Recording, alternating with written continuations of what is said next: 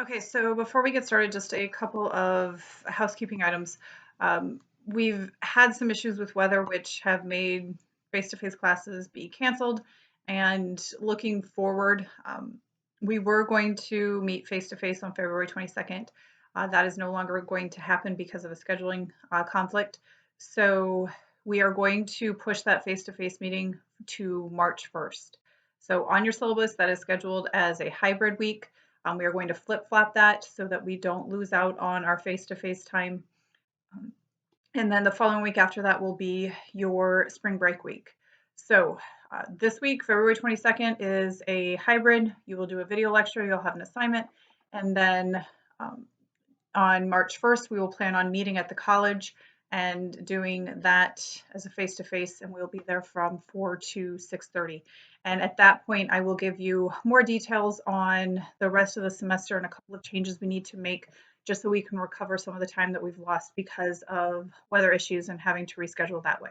So that is the plan for right now.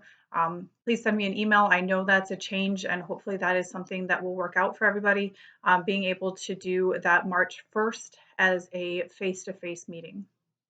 So this week we're moving into the integumentary system.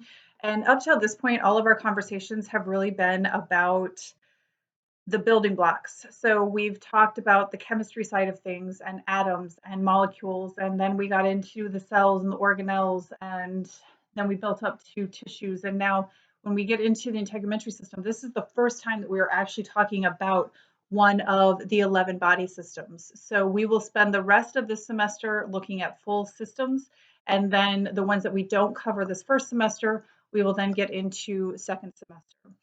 So looking at the integumentary system, immediately people think of skin. And the skin is a very big part of this system, but it's not the only part. You have a lot of structures that are embedded within the skin that play very crucial roles in maintaining homeostasis and carrying out a lot of other functions that are very necessary to keep us safe and protected.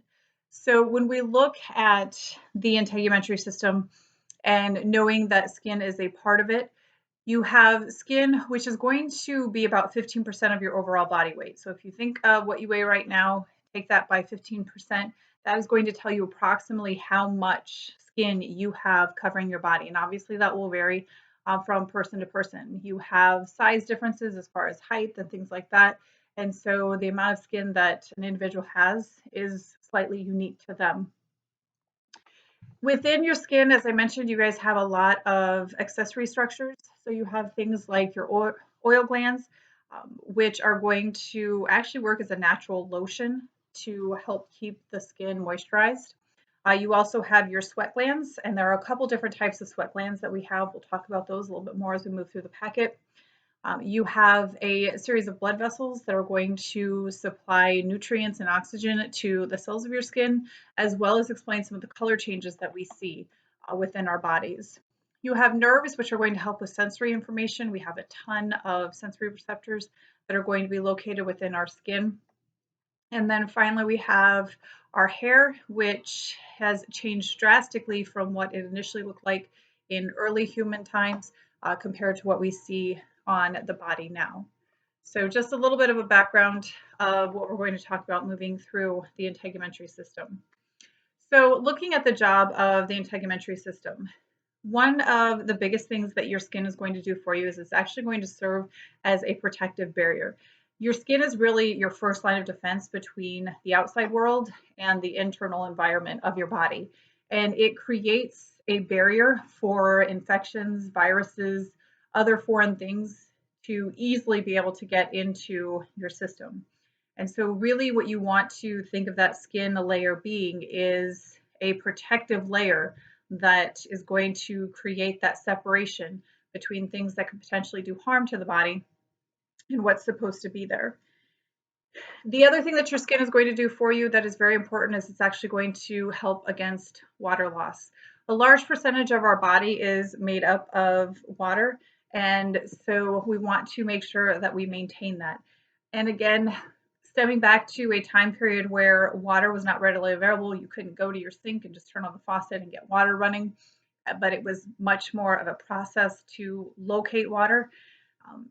the body really developed a lot of different ways to maintain as much water content as it could and be very efficient with it. And so the skin helped with that process, just making sure that through evaporation, you don't have a lot of that water loss.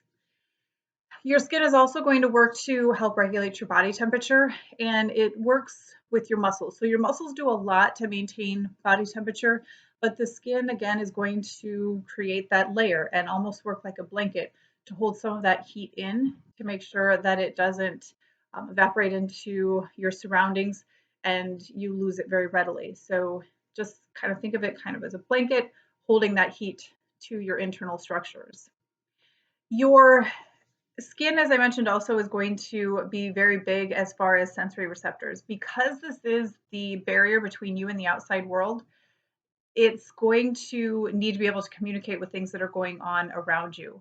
So maintaining homeostasis is very much an internal process, but in order to do that, you have to be aware of what's going on around you. And so there needs to be that level of communication. When you open up the front door to go out for the day and it's 20 below and that cold air hits your skin, you need to make sure that your body knows that it's extremely cold so that you are dressing appropriately and you can sense when fingers and toes are becoming cold and you need to take care of them. So those receptors, as well as a variety of other types of receptors, are embedded in the skin just to make sure that you are able to communicate with your surroundings, understand what's going on around you, and then make decisions appropriately to sustain life the way that you need to.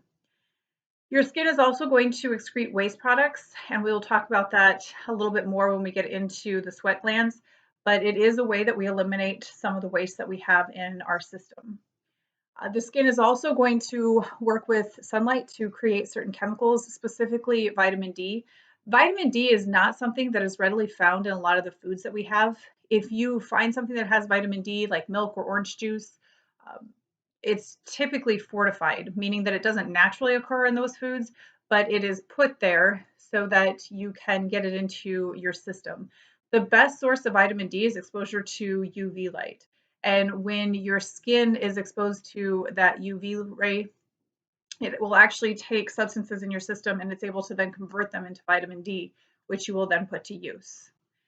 And then the last one is taking care of or giving a home for immune cells. Not all of your immune cells live in your skin, but you do have some that are going to take up residence there. And the reason for that is if this is your first line of defense and there's the chance of damaging it, you all have got cuts or scrapes through the years where that skin layer has been broken. Now you have another place where bacteria, viruses can easily get into your system. So it would make sense that we would want some of our immune cells within our skin so that if it does become damaged or is broken open, they are right there to deal with any pending infection or foreign body that is trying to get into our system. The other thing that the skin will do, I talked about heat a little bit and looking at the different ways that heat can be transferred. Heat is always going to move from an area of high to low. So if you have a substance that is at a higher temperature and it is put in contact with something that is a lower temperature, the heat flow is always going to go from that higher object to the lower object. That's why if you guys are sitting in a chair and it has metal legs, if you grab onto the metal leg, your body temperature of 98.6 degrees, that metal chair leg is going to be somewhere around room temperature at 70 degrees. You are higher, the chair is lower, and so you will feel that as a cooling sensation when you grab onto that metal chair leg because you are actually feeling that heat being pulled out of your body and moving or transferring into that metal leg. And so the heat being pulled away from you feels as a cooling sensation. So within the body, we have a process known as vasodilation, and this is going to be when the blood vessels increase in size, and that is going to actually bring the blood vessels closer to the surface of the skin. And so you will see redness in the cheeks or whatever part of the body, but bringing those blood vessels closer to the surface of the skin allows for heat release. So that heat that's traveling through your bloodstream, we get that closer to the surface of the skin. Now it is easily going to be passed through the skin and to the outer environment. And it's a way that you can give off some of the excess heat that you might be experiencing at that particular time. Now, heat transfer in general, there are a couple of different ways. We have radiation, conduction, convection, and evaporation. Radiation is going to be heat transfer that happens from the loss of heat rays. And again, always going from warmer to cooler, but radiation is going to involve infrared waves. So anytime that heat transfer is being done through these waves, it is going to be taking place through the process of radiation. When we get into conduction and convection, these are going to be heat transfers between things that are in contact with each other. So in the case of conduction, this is going to be when you have two things that are touching one another. And so if you turn the burner on your stove and you put a pan on top of the stove, that heat from the burner is going to transfer into the pan. And so that is conduction, because when you put the pan on the stove, it comes in contact with that burner, and then the heat transfer goes from the hot burner to the cold pan, increasing the temperature of the pan. That is conduction. Convection is going to be heat transfer through the use of air movement. And so conduction is where you heat the air, and then that air is going to move over another substance and transfer the heat from that hot air into the cooler substance. If you have ever used an air popper for popcorn, that is going to be by convection. So you heat the air, and then that warm air runs over the corn kernels until they get warm enough that they actually will pop. When you have a convection oven, you heat the oven to 350 degrees, you put your item in that you're going to bake. The warm air inside the oven heats up, transfers that heat from the air into whatever you are baking, and takes it through the baking process. So convection is when you heat the air around something, the heat from the air transfers into that object and changes the temperature that way. The last one is evaporation. Evaporation is actually a cooling process, and this is something that we use quite a bit. Anytime that you guys sweat, you will use evaporation. And so evaporation is when you have the changing of a liquid into a gas. So when you sweat and those beads of water form on the surface of your skin, air rushes over those beads of water and evaporates it. What it actually does is, through that evaporation process, it is taking that heat with it. And so that is another way that we can help cool the body in times when that temperature is starting to rise above 98.6 degrees. The inflammatory response is something that the skin can actually use to help protect itself. And we have a couple different types of inflammatory response. This one is specific to the skin. So your body has set in place a series of events to be carried out if it feels like the skin is in danger of being broken.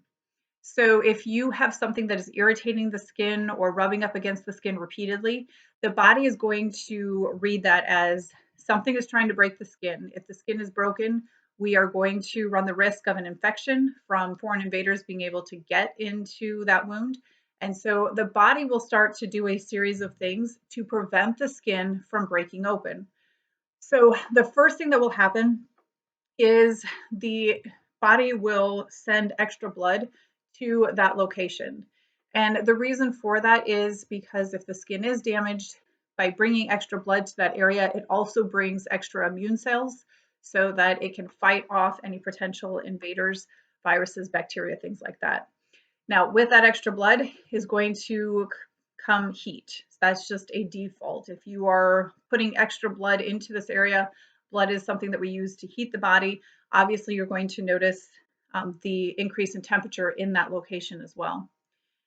The next thing that will happen is you will start to notice some pain, and that is going to come possibly from the irritation of whatever is rubbing against the skin, starting to trigger some of those pain receptors that are in the body. But also, if you have that additional blood in that location, maybe a little extra swelling, that would also explain the pain sensation that you might feel in that particular location, just alerting you that something is rubbing against the skin, something is irritating it. So if you have the ability to remove it or change it, that you do before it actually damages and breaks open the skin. And then the last thing is the formation of a blister. So if the irritation continues to happen, the body is going to create a little pocket, basically a pillow. It will put fluid underneath the skin to try and create a barrier between whatever is causing the irritation and the skin itself. Now, we've all had this at some point in our life. Even if you have cuffs on a jacket or a sweatshirt that are around your arm and they're there for a while, if you pull your sleeve up further, you'll notice that you can see a red ring around your arm where the elastic from that cuff was cutting into your skin.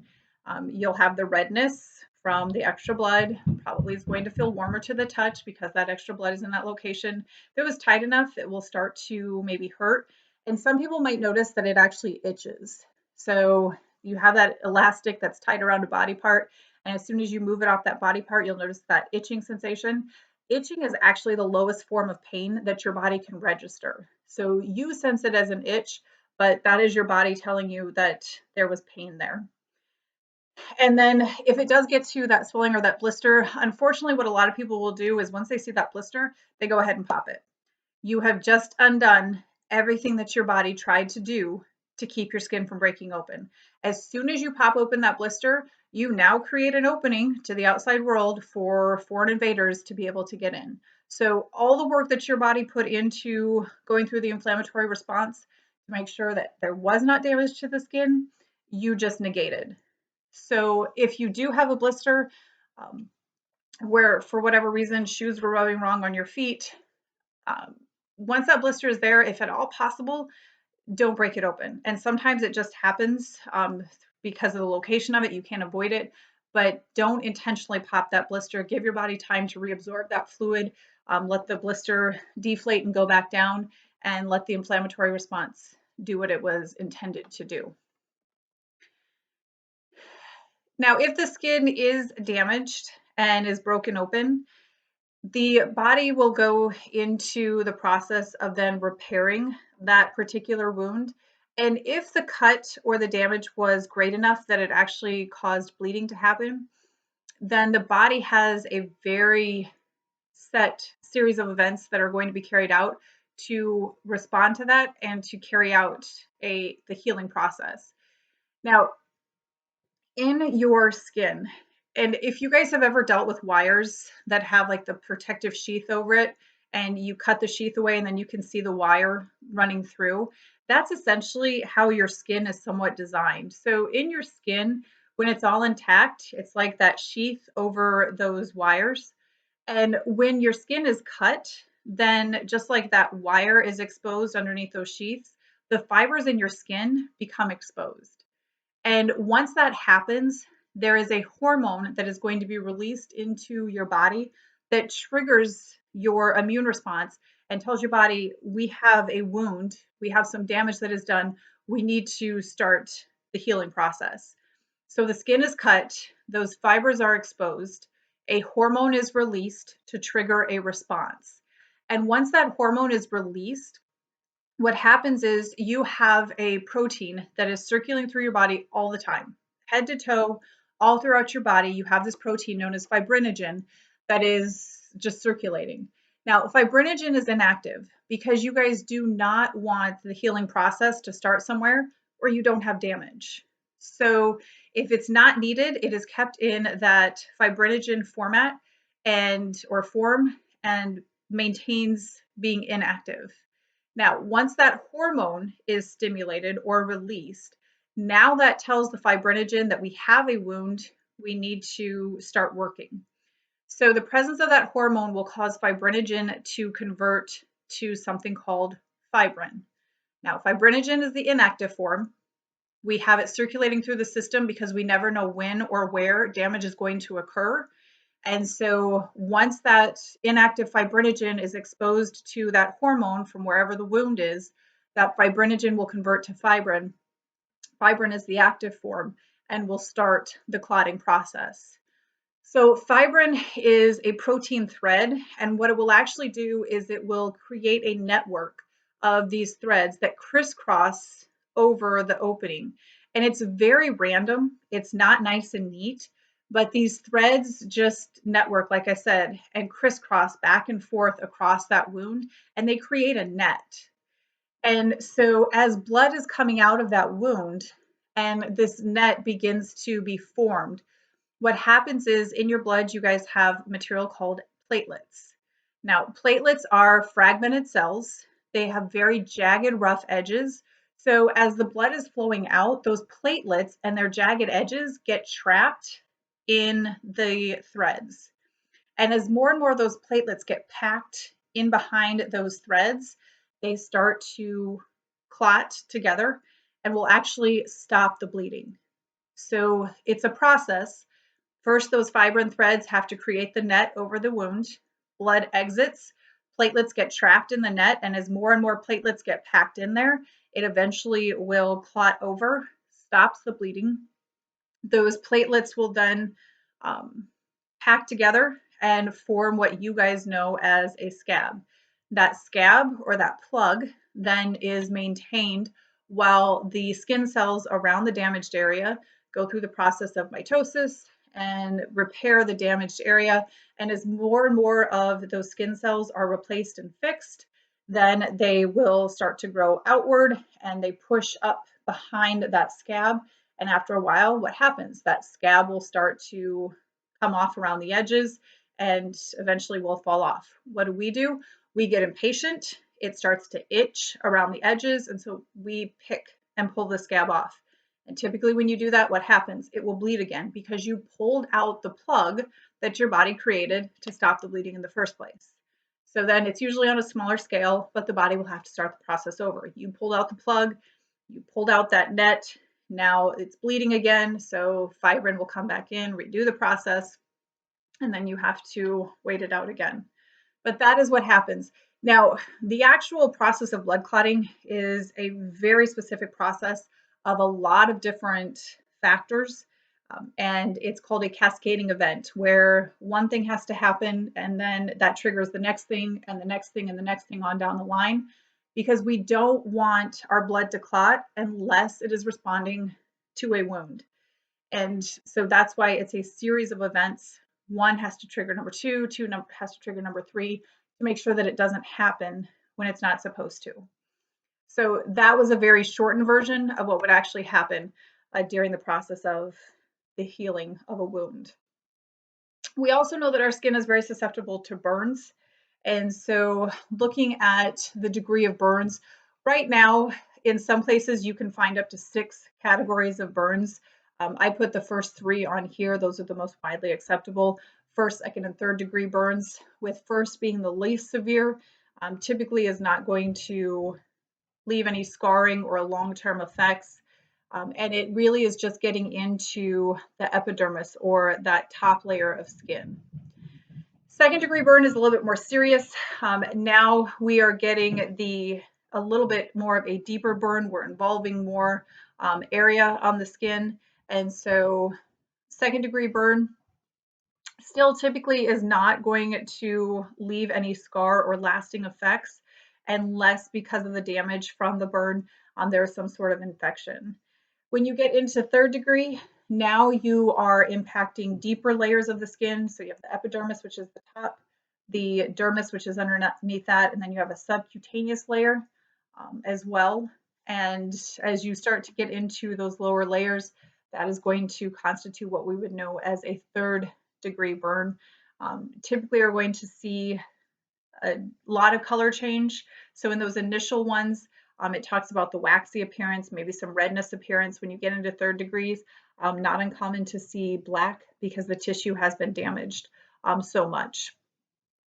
The other thing with burns in the human body is what is called the rule of nines. And when they talk about 80% of the body was covered in burns, they have given a percentage to each section of the body. So the head, the chest, the arms, the legs, each one of those is going to be given a percentage of the overall body surface that is divisible by 9. And so based on where the burns are located, they will add those percentages up, and that's how they determine how much of the overall body surface is actually covered in burns. Now, as I mentioned, some scales will actually go to 4, 5, and 6. So if the burn gets down into the muscle layer, if the burn goes all the way to the bone, that is where you will see some of those 4th degree, 5th degree, and 6th degree burns come into play. But for our purposes, just knowing that those top 3, first is the least severe, third would be determined the most severe burn type. So looking at the skin layers, We have 2 layers of skin, and we're going to talk about 3 layers overall in the integumentary system, but only 2 of them are actually considered to be skin layers. So you have the epidermis, that's the layer of skin that you guys can see. Underneath that, you have the dermis layer, and those 2 are your skin layers. So just 2 layers of skin, the epidermis and the dermis. Epidermis is pretty much dead skin cells. The very top ones are dead. They are flaking off. As you get into the lower layers of the epidermis, they are still they're dying, but they're not completely dead yet. They're still taking oxygen and nutrients and things like that, but they're on their way to dying off. When you get into the dermis, this is your living layer of skin. So this is where you're going to find all of your accessory structures, is in that lower layer of the dermis itself. The subcutaneous layer, which is not a layer of skin, is still involved with the integumentary system. This is where you're going to find your fat layer, and this is also where the structures are that kind of hold your skin in place are going to be located. So even though it's not considered to be skin, we still talk about it here because it plays a very important role with the integumentary system or the skin layers. Now, looking at the epidermis, as I mentioned already, epidermis does not have any blood vessels because these cells are dying off. They don't need to have any blood supply. The lower layers are close enough to the blood vessels that are in the dermis. So as long as they're within 2 millimeters of a blood vessel, they don't have to have direct blood supply and they still can get all the nutrition and oxygen that they need to survive. So no blood vessels in the epidermis layer. That's why you could scratch the top layer of your skin. You can even get minor paper cuts and you won't bleed because there's no blood vessels there. So until you get down into that lower layer of skin, you're not going to hit blood vessels. The skin cells on the epidermis, even though they're dead, they still go through a process of being glued together so that they don't fall off in large chunks. Now, you are constantly sloughing off skin cells. A lot of people are creeped out to hear that 80% of all the dust floating around in the air is actually dead skin cells that are floating around. It's kind of creepy to think about, but it's very true. So even as you walk down the hall, the air brushing over your skin is enough to knock them off. They flake off and float away, but it's in such small proportions you don't notice it. And that's really because of the process of keratinization. So what happens is these skin cells are going to be glued together so that they kind of band together. They can create that top layer, helps to waterproof you so that you don't take on water when you take a bath or a shower or jump in the pool. And the reason that your fingernails are hard to the touch is because they go through the process of keratinization. They just take it to the next level. So you have a certain level of keratinization that holds your epidermis skin cells together. So like I said, they don't fall off in large chunks. But then the keratinization of your fingernails and your toenails is much higher than that to give them that hardness so that you get an extra layer of protection from them. The epidermis, depending on where you're at in the body, is going to have different layers of thickness. So on the palms of your hands and the soles of your feet, you have very thick layers of epidermis, and that's because they get the most touch, the most contact. And so in response to that, you have a little bit thicker skin because the body reads that as these areas need extra protection. Your lips have the thinnest layer of epidermis on them. That's why you'll notice that people's lips tend to have kind of a pink or rosy tint to them because the skin there is so thin you can actually see the capillaries through the skin. And that's why we get that color change in the lips. It's also why little kids will take something, and we always think little kids are picking stuff up and putting it into their mouth to eat. Most of the time they're not. What little kids do is because that skin is so thin, it also is going to give us a heightened sensory response. And so they will often pick up things and touch it to their mouth because they are able to kind of get a sensory perception of it much better than they are just by picking it up with their hands and feeling it that way. So they just don't have the coordination to stop it from going into their mouths all the time. And that's what you have to be careful of. If you move over to the slide that talks about melanocytes, melanocytes talk about the pigment in the skin. And no matter what your ethnic background is, every human has pretty much the same number of melanocytes in their body. What differs from one person to the next and constitutes the different skin tones that we see is how much pigment those melanocytes produce. So everybody has the same number, or pretty much the same number, of pigment producing cells. How much pigment they produce is where we vary. So what melanin is it's our natural sunblock. And when we are exposed to UV rays, these melanocytes, these pigment producing cells, which are embedded in our skin, are going to start to release this pigment. And what the pigment does is it actually protects our cells, because when UV rays strike our cells, what it's actually trying to target, or what it goes after most, is the nucleus. And what do we have in the nucleus? We have our DNA. When UV is allowed to strike our DNA, it actually causes the DNA to kind of vibrate, which then, if the DNA is replicating, it makes it hard for the DNA to replicate correctly. And that's when you start getting mistakes and errors in the DNA replication, which is obviously not a good thing. So protecting our cells from UV exposure is something that we need to do. Now, we do need a little bit of UV for that vitamin D conversion that we talked about earlier, but too much exposure is not a good thing. So we have a natural built-in sunblock, melanin, that pigment. And so when UV rays start striking our skin, those melanocytes release that melanin. The melanin works to protect those cells. And as that melanin is released, we will see a darkening in our skin tone. So in the summer months, if you're exposed to the skin or the sun a lot, you'll notice you get the tan. And then because our skin layers slough off, we're constantly losing that top layer of skin cells. Once you don't have that repeated exposure to the UV rays and those skin cells get sloughed off, eventually the pigment goes with it, and you'll see your skin tone transition back into lighter tones. If you have heard of the condition of someone being an albino, that's a situation where they do not have those melanocytes, or they're not producing the pigment. And so they lack that natural protection that they need.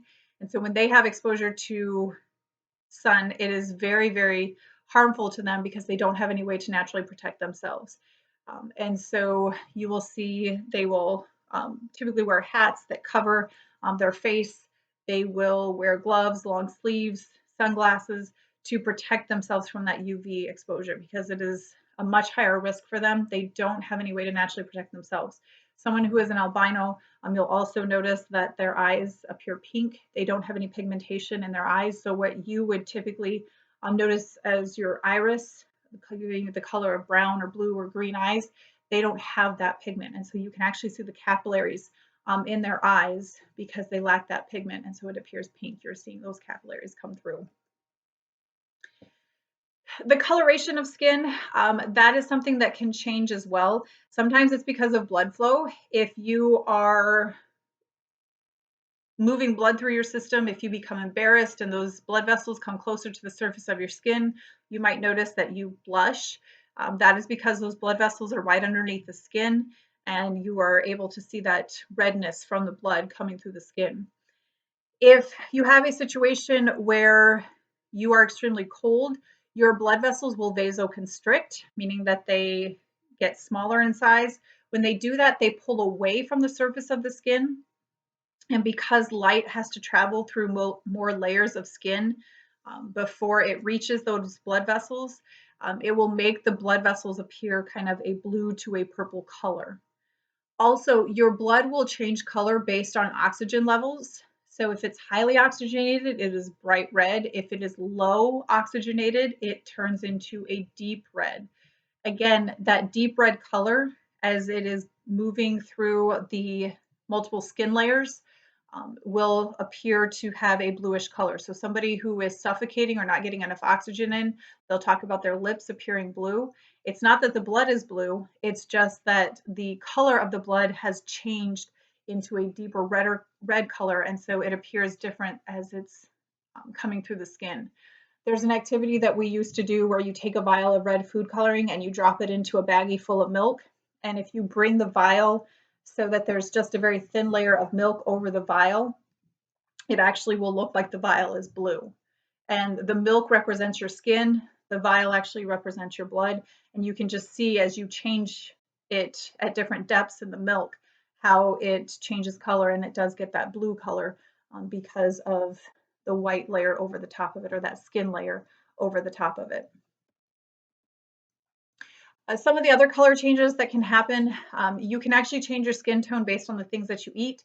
You eat things that are high in vitamin A, or beta carotene. It has a orange pigment to it. Your skin will actually pick that pigmentation up, and you will start to appear to have an orange tint to your body. Some illnesses will also trigger color change. So if you are jaundice and your liver is not cleaning bilirubin out of your body correctly, then you will start to take on a yellow appearance. So there's lots of different reasons that you will take on different colors. Some of them indicate that you are too warm. Some of them indicate that you are too cold or you are not getting enough oxygen. Others can indicate sickness. It just depends on the color, but there's a lot of information that you can get about someone's health based on the skin tones that they are exhibiting. And then we get into the dermis. The dermis is that under or second layer of skin. And this again is where those living accessories are going to be. Now, one thing about the dermis is that where the epidermis and the dermis come together, it's not a straight line. It's not a clean cut edge. It's actually a series of peaks and valleys. And so where the two layers meet is a section called the dermal papillae. Now, a lot of people think about fingerprints and they think of their fingerprints being on the surface, because if you've ever had to do your fingerprints, you put the ink on the surface, you touch it to the paper, and you can see your fingerprints. So everybody just assumes that they are on the top layer. But if you put that together with what we've already talked about, it can't be. Your fingerprints are the same throughout your entire life. And if you're constantly sloughing off that top layer of skin, there would be no way to maintain the same fingerprint throughout your entire life. So your fingerprints do not actually originate on the surface of your skin. Your fingerprints actually originate from that dermal papillae.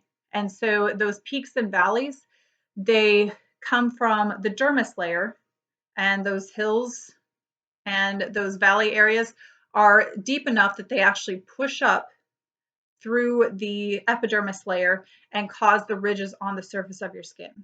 But the actual form of your fingerprint is going to be in that dermis layer. This is also where you're going to find your blood vessels. This is where you're going to find your nerves. This is where you're going to find all of your accessory structures. So if you go into the next couple of slides, it talks about some of the accessory structures. I've already kind of indicated the nails. These are the protective coverings that you have on your fingers and your toes. Just because you grab things with your hands, you tend to run your fingers into a lot of things, stub your toes, drop things. It's just a layer of protection that your body offers to those areas that are highly exposed to potential damage. You also have your hair, which has transitioned quite a bit. When you see those commercials where they show the caveman and the caveman has the hair that's 4 to 6 inches long on its arms and its legs, that is very true to what early humans would have looked like. Before clothing was something that was readily available, the body had to work to maintain its own heat. And so hair was a way to do that. So we did have very long hair. And the hair is actually attached to a muscle known as the erector pili muscle. And what happens is the erector pili, when it contracts, it pulls on the hair and it causes the hair to stand up. Now, if your hair is 4 to 6 inches long and that erector pili muscle contracts and pulls it up, now it creates a dome over the surface of the skin. So as heat is leaving the body, it gets trapped underneath that dome of hair. It holds the heat to the body to try and maintain your body temperature. Now, as we have started wearing clothes, we don't need that hair to be quite as thick. If you look at the hair on your arms right now, very thin, very fine. When we get the goosebumps, which is that erector pili muscle contracting, and then it puckers the skin, that's where that goosebump term comes from. Those hairs stand up, but they're not going to do anything to hold in heat any longer just because of how much that hair is thinned out. But that was the initial intention. It stems back to when that hair was very, very long and would have created a dome type situation over the surface of the skin to help hold the heat in. Average person is going to keep their hair for 2 to 6 years. So in the morning when you're brushing your hair and you see those 90 to 100 strands of hair fall out, that is very, very typical, and that is just fine. The average person has at least 100,000 hairs on their head, and so losing a few every day is perfectly natural. The hair is very much like the teeth. So you have baby hair underneath the adult hair. And when the adult hair falls out, just like the baby teeth fall out, then there's another tooth to come in behind it. Likewise, you have another hair to come in. Obviously, with the hair, it is a repetitive process, where with the teeth, it's a one-time thing. So as the hair falls out, there is a baby hair right there behind it, which will come and replace it. And so that you never see that loss of hair initially. For some people, balding is a situation where the hair falls out and is not replaced. And we typically see balding in males more than females. Not that it doesn't happen in females, but in males, they have a hormone that's known as DHT, dihydrotestosterone. So it's a derivative of testosterone, which is higher in males, why males see balding more often than females. But the interesting thing about DHT is what happens is DHT will tell their health or cause their hair follicles to constrict. And the hair follicle will constrict down to the point that even though there's a baby hair waiting to come out, that hair shaft is so narrowed that the hair can't fit through and come out. So it's trapped behind. DHT targets, and if you think about balding in most men, where does it happen? Starts at the forehead and you get the receding hairline, and it typically is over the surface, and they'll get that U of hair around their ears to the back of the head. We don't know why DHT targets the hair follicles on the top of the head, not so much around the back. And that's why we see that pattern of balding happen in people. Your sweat glands. Sweat glands are, if you look at a picture of skin and you're trying to identify all the parts, sweat glands are easy to identify because they have a coil at their base. And so they're underneath the surface of the skin and they are independent. They do not attach to other structures in the skin. They will have a duct that will stem off of that coil and come up to the surface of the skin so that when you are overheating, the liquid in those sweat glands will come to the surface and create those little beads of water on the surface of your skin. Air rushes over it, and we already talked about evaporation being a cooling process. So it's a way that your body works to cool you down. Now, a couple of things with the sweat glands. As I mentioned, if you are trying to identify them in a picture of skin, look for that coiled base. That is going to tell you right away that that is your sweat gland. Now, coming to the surface, it is not just water. And a lot of times, one of the components that is going to be in your sweat is going to be urea and is going to be salt. So urea is the yellow component of your urine. So if you've ever had a white shirt on and after you've sweat in that white shirt, you notice that there is yellow stains in it. That is that urea component that is coming out with the sweat and then is left behind. Salt is another big one. So again, if you've ever sweat and the sweat has dried before you have a chance to rinse it off, you might notice that there's a gritty filling to the surface of your skin. Or if you wear a hat all the time and you sweat in that hat, you'll notice that there's a white ridge around the hat where your sweat line was. That is that salt that is being left behind when the water evaporates. So when you talk about drinks like Gatorade that replace your electrolytes, basically what they're telling you is they're replacing that salt that you lost. And if you really taste a Gatorade or a Powerade, so take a drink of it and don't swallow it right away, you're going to get through the sugar of that sports drink and you'll notice that it has a salty taste to it. So they say electrolytes because it sounds a lot better than telling you they are giving you salt, but that's essentially what they are talking about with electrolytes. The other thing with sweat, there's a difference between sweating and perspiration. Sweating is when the water is coming to the surface of your skin so quickly that it beads up and you can actually see the water on the surface of your skin before it has a chance to evaporate and move away. We perspire all day, every day, and you will lose up to a pound of water each day just through perspiration. You have little beads of water on the surface of your skin right now, even if you are not sweating. But the beads are so fine that they actually evaporate before they have a chance to collect with other beads of water and become large enough for you actually to see. So perspiration is the fine loss of water that happens in such small amounts you can't actually see the water on the surface of your skin. Sweating is where it's kind of amped up and that water is coming to the surface of the skin that they bead up together and form large enough water that you can actually see. Last one are the sebaceous glands. Sebaceous glands are your oil glands. and they are going to put oil on the surface of your skin, as I mentioned, as a natural lotion.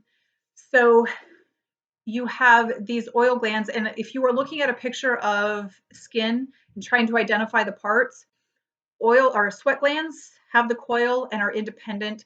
Your oil glands are actually going to attach to your hair follicles, and that's how they're actually going to get oil to the surface of your skin. So they have their own kind of base, and then there's a duct that will attach into the hair follicle, and the hair comes up through that hair follicle, and the oil will come up through there as well. So if it's attached or anchored to a hair follicle, you know that it's an oil gland. So that oil comes to the surface of the skin, helps to moisturize it. And that is why after a couple days, if you haven't washed your hair, you'll notice that oily appearance because that oil is coming out through those hair shafts. And it's your body's way of naturally protecting itself. Now, when we live in places like we do where it gets cold in the winter, the amount of moisture that is in cold air is much lower than in warm air. So in those colder months, because there's not a lot of moisture in the air, our bodies will actually lose moisture to the atmosphere at a much faster rate in the winter than we would in the summer. And that's why you'll notice that your hands will crack, your lips will chap in the winter because you are losing moisture at a higher rate in those colder months.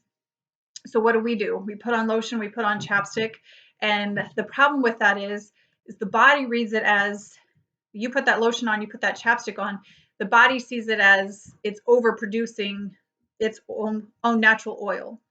And so it will lower its production. And now you're creating a cycle. So your body will lower its natural production, which means your lips are going to continue to chap, your hands are going to continue to be dry.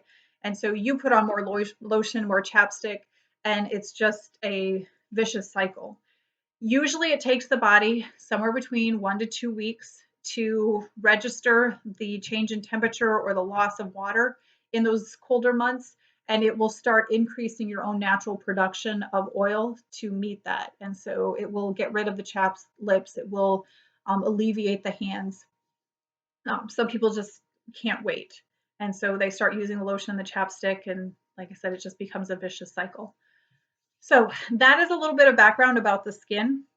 I'm going to also post an assignment with this for you guys to bring with you on March 1st when we do meet each other. If you have any questions between now and then, please let me know.